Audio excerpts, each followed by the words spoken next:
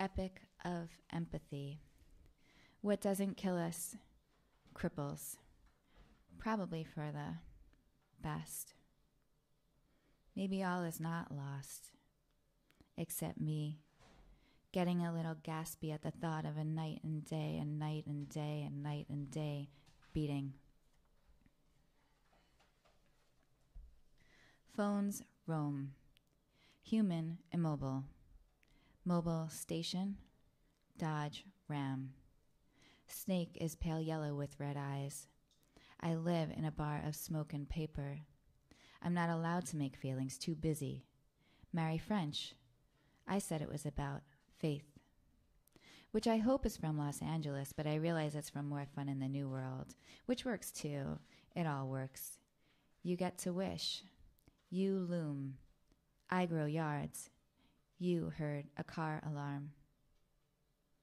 I hop. I walked in. I hop. She says she's quitting because she can't take it anymore. People in their homes. Something born in the afterbirth is alive too. Your neck. I am praying to God of boys who are coming apart at the seams and boys who used to believe they didn't have seams. I am not, you are not, this is not now. If something strange must happen to time, couldn't there be more of it? I'm bad with terms. Need to include some extremely practical advice. Need to cut some existing. I want there to be a hog-like fog light. And I just remembered that the devil called from his Buick to say he was going to nuke the planet. When the devil calls you, your number is listed.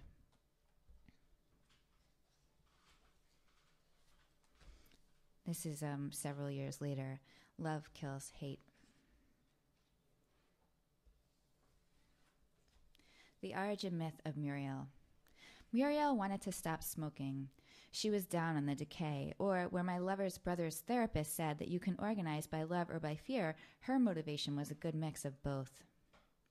Muriel went to a neurolinguistic programmer with the promise of hypnosis. Preparing for hypnosis, Muriel's neurolinguistic programmer asked her to link smoking to something that disgusts her. The preparation helps Muriel get consciously to her core, so that in sinking only half awake, Muriel falls down an Alice in Wonder-like tunnel with scary faces and various memories, images, a sort of light flashing before her eyes. As Muriel sinks into trance, the neurolinguistic programmer asks her if there is any part of her that resists giving up smoking. Muriel says yes.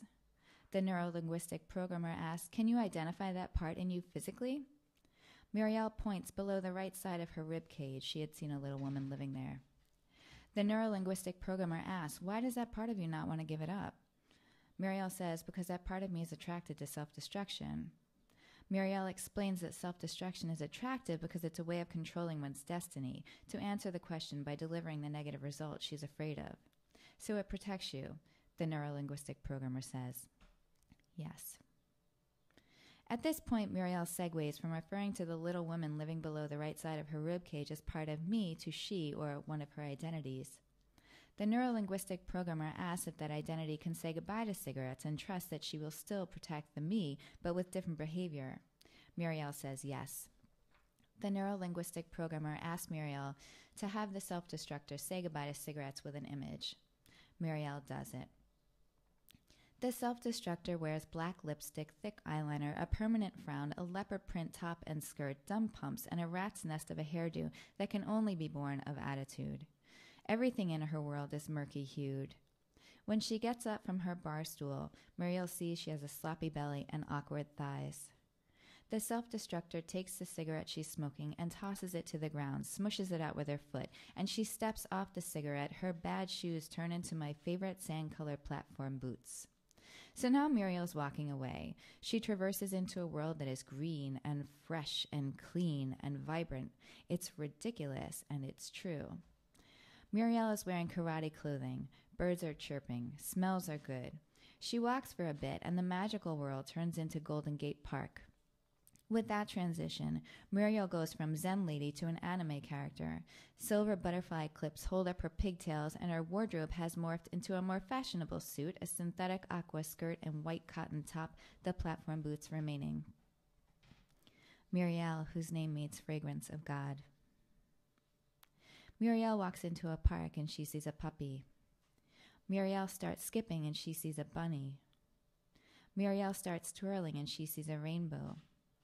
Muriel does a cartwheel and doesn't see anything new. Muriel cartwheels again and she doesn't see anything new. Muriel cartwheels and cartwheels and cartwheels 36 times until she lands on a blacktop. There's a big amp set down with disco music and 3 roller skaters in their 60s who had clearly been figure skaters back in the day, that elegance. Muriel looks down and sees roller skates on her feet with rainbow laces. And we're not talking rainbow striped laces, but with white laces with individual rainbows on them. Joining in the figure eights, Muriel becomes the goddess of circulation. World Bank, watch your back.